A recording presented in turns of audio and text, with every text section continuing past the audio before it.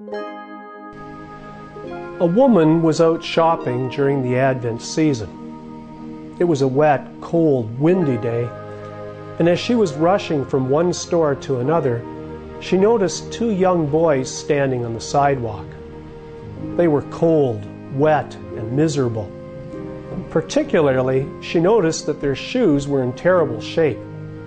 They were old, torn canvas sneakers, and there were socks sticking out of the holes in the shoes and toes sticking out of holes in the socks.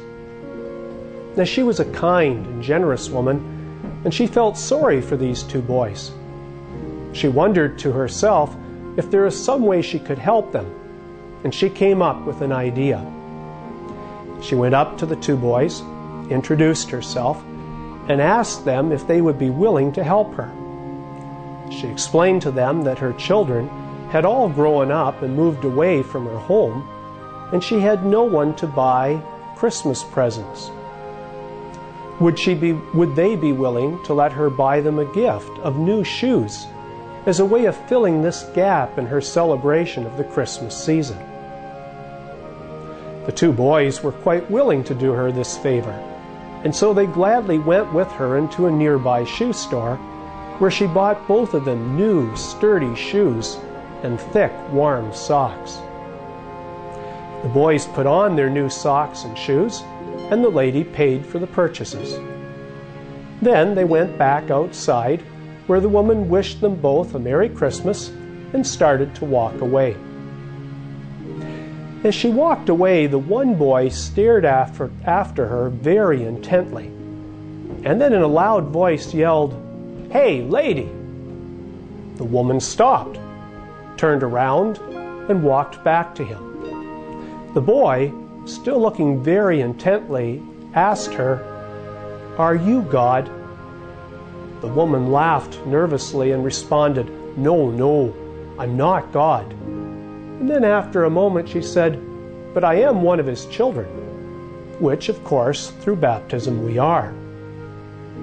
The boy nodded, satisfied with her explanation, and he said, "I knew you had to be related to him because you look just like him." It's a nice story, but it also proclaims a very important theological truth. Through baptism, we have become God's children.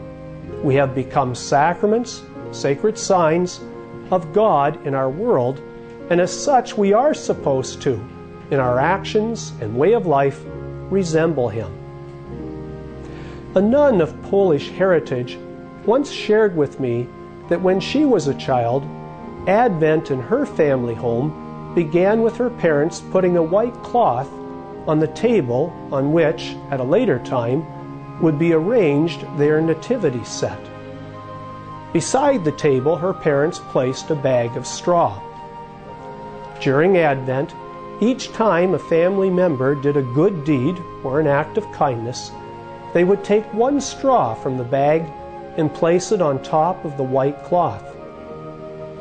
Once the tabletop was abundantly covered with the straw of their good deeds, then the whole family would together, ceremoniously, put in place on the table the figurines of their nativity set.